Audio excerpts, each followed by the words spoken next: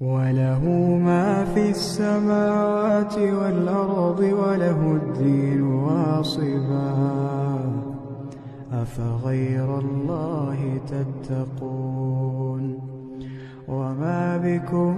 من نعمة فمن الله